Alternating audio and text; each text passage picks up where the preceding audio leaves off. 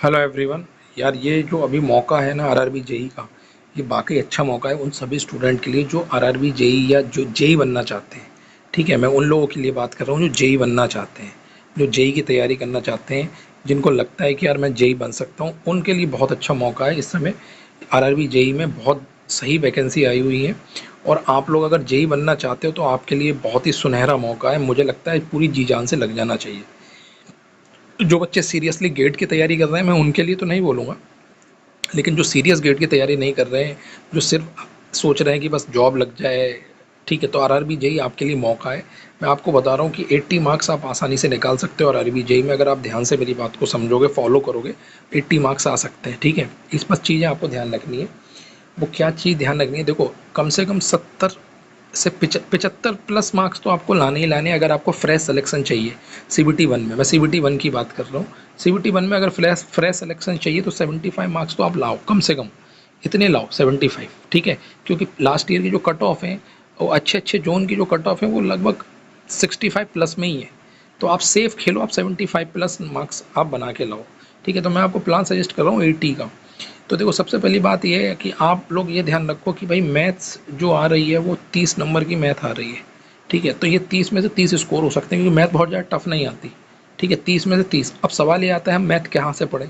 तो यार इसके लिए आपको ज़्यादा दिमाग नहीं लगाना है, आपको क्या करना है, जो हमारा रेलवे का एनटीपीसी का एग्ज़ाम होता है, ठीक है, रेलवे का या रेलवे का जो प्रीवियस जो भी एग्ज़ाम हो, एनटीपीसी उसकी बुक आती है, आप उठा लो उसकी बुक एनटीपीसी की।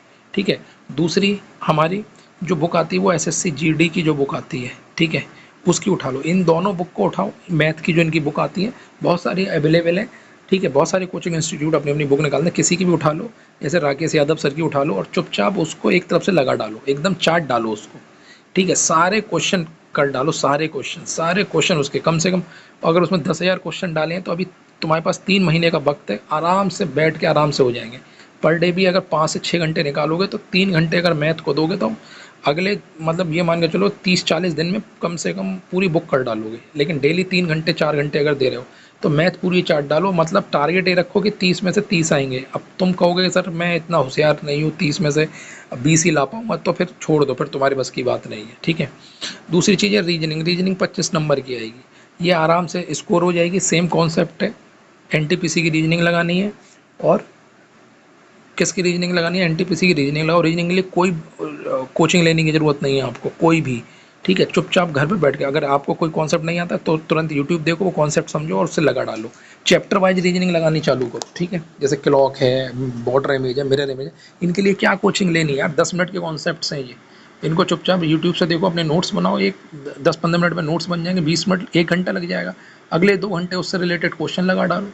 ठीक है, ये तो 25 में से कम 25 मार्क्स तो आपके बनेंगे। तो टोटल अभी अगर मैं करूँ तो 30 नंबर ये हैं और 25 ये हैं, तो 30 20 25 55 नंबर यहाँ से आ रहे हैं। 55 में से अगर हम 50 भी स्कोर करते हैं तो बहुत ही बढ़िया हमारा, क्योंकि एक आध मिस्टेक मैं मान लेता हूँ तो 50 नंबर यहाँ से आ रहे हैं। अब हमको 30 नंबर लाने हैं। यार 30 नंबर में अगर आप देखोगे जीके जो है वो 15 नंबर की आती है, मैं 15 नंबर इसको छोड़ दे रहा हूँ। ठीक है, 15 नंबर में जीके की छोड़ दे रहा हूँ अभी। अब बच गए जब मेरे पास, कितने बच गए जो है, यहाँ से अगर मैं निकालूंगा तो मेरे पास 30 नंबर बचे। 30 नंबर की साइंस आ रही है। अब साइंस के लिए थोड़ा सा पढ़ना पड़ेगा, क्या पढ़ना पड़ेगा, साइंस के लिए 30 नंबर की साइंस आ रही है। अब साइंस के लिए तुम क्या करो, साइंस के लिए ले सकते हो कोई कोचिंग। ठीक है, फिजिक्स केमिस्ट्री और बायो इसमें आती है, अब इसके लिए कोचिंग ले सकते हो आप। तो देखो, बायो जो पढ़ा रहा हो, साइंस जो पढ़ा रहा हो यार टीचर, उसका ले लो, 400-500 का कोर्स आएगा, क्योंकि वो पढ़ाएगा। साइंस तो हमारे बस की बात नहीं है कि तुम बैठ के आराम से समझ पाओ, क्योंकि बहुत टाइम ले रही है रटने में। वैसे तो ल्यूसेंट करके बुक आती है, ठीक है, साइंस की सवाल उसमें से ही आते हैं, लेकिन फिर भी मैं ये कहूँगा कि साइंस के लिए एक टीचर ऑप्ट कर लो कोई भी। ठीक है, जो तुमको अच्छा लग रहा हो, जो साइंस पढ़ा रहा हो, मतलब उसके कुछ पुराने लेक्चर ले लो, नए मत लो, पुराने ले लो। ठीक है, और उसको ना रिकॉर्डिंग उसकी देख के फटाफट रिकॉर्डिंग कर डालो, पूरे नोट्स बना डालो। ठीक है, तो अभी आप साइंस, कम से कम अगर 30 नंबर की साइंस आएगी तो मैं बता रहा हूँ 30 में से ज़्यादा नहीं तो हम साइंस में, मैं समझता हूँ ज़्यादा अगर हम ना भी करें तो 24 से 28 नंबर हम आराम से कर लेंगे। ठीक है, तो 24 से 28 नंबर हम आराम से कर लेंगे ये। तो 24 से 28 नंबर ये ले रहे हो, 55 नंबर पहले से ले रहे हो। ठीक है, तो आप लगा लो, अगर मैं मैक्सिमम भी लगा रहा हूँ 28, तो 55 प्लस 28 लगा लो, कितने हो गए सर, यहाँ से 55 और 30 हो गए 85 और 2 कम कर दो 70-80 नंबर तो वैसे बन रहे हैं। और अगर मिनिमम भी लेंगे तो यहाँ 50 कर लेते हैं या 24 कर लेते हैं, तब भी मेरे 74 नंबर बन रहे हैं। ठीक है ये तो यार इन सब के लिए ना आपको ज़बरदस्त लेवल की प्रैक्टिस करनी पड़ेगी। ऐसा नहीं है कि मैंने बता दिया और तुम्हारे नंबर आ गए, ऐसा नहीं होगा। ठीक है, you have to maintain your consistency plus practice. मतलब डेली मुझे 4-4 घंटे की सेटिंग लगानी है 2। ठीक है ये चीज़, मतलब डेली मुझे सब्जेक्ट पढ़ना है। ठीक, ये इस तरीके से। तो स्टार्ट कहाँ से करो? स्टार्ट करो, मैं तुमको बता रहा हूँ, मैथ से। मैथ से स्टार्ट करो और साइंस की एक लेक्चर खरीद लो। इसको 2 से 3 घंटे से नोट्स बनाओ साइंस की। साइंस अभी बस इस तरीके से पढ़ो, समझ में आ जाए, नोट्स बन जाए जो जो टीचर कह रहा है। मतलब मेरा टारगेट है 25 दिन में पूरी साइंस ख़त्म करना। ठीक है ये। और मैथ लगाओ 4 घंटे मैथ और कम से कम 2 से ढाई घंटे हमारी अभी साइंस चलेगी। तो मैथ का टारगेट ये रखो कि मैथ आपकी जो कम से कम per day 50 question 60 question math के लगाओ। ठीक है, तो मैथ के लिए कोई टीचर खरीदने की ज़रूरत नहीं है, किसी टीचर का कोर्स। मुझे ऐसा लगता है सेल्फ स्टडी से ही काम हो जाएगा। अगर चाहते हो तो कर लो, लेकिन रीजनिंग के लिए मत खरीदना 400-500 रुपये इसमें। लेकिन वही ये टीचर से मैथ पढ़ोगे तो होगा क्या कि फिर वही पहले 1-1.5 महीने तुमको यही नोट्स बनाने में ही निकल जाएंगे। तो मेरा सजेशन ये है कि अगर जो बच्चे कर चुके हैं पहले मैथ वो तो ठीक है, लेकिन जो अभी कर रहे हैं वो लोग तो बुक से स्टार्ट करो। सीधे बुक उठाओ, कॉन्सेप्ट देखो और चालू। बुक उठाओ, कॉन्सेप्ट देखो, चालू। अब कॉन्सेप्ट नहीं आता है तो यूट्यूब पे उतना कॉन्सेप्ट देख लो और लगाना चालू। मान लो मैथ में हमारे 10 चैप्टर हैं, तो वो चैप्टर वाइज अपनी कॉपी पर डाल लो कि चैप्टर नंबर 1 और उसके कुछ कुछ बेसिक कॉन्सेप्ट हैं वो लिख लो। ठीक है, और लिखने के बाद अपना चालू कर दो प्रैक्टिस करना। ठीक है, जो क्वेश्चन नहीं आ रहा है उससे रिलेटेड चीज़ें कर सकते हो, देख सकते हो। तो यहाँ पर चीज़ें आपको बहुत प्लान से करनी पड़ेंगी। और देखो आरआरबी जेई की जॉब तो अच्छी है, लेकिन इसके लिए आपको मेहनत ना बहुत अच्छे लेवल पे जाके करनी पड़ेगी। सिलेक्शन होना हो अलग बात है। ठीक है, कम से कम 8 घंटे पर डे 9 घंटे पर डे निकालने पड़ेंगे अभी से, तब जाके तुम सेलेक्ट हो पाओगे। ठीक है ये।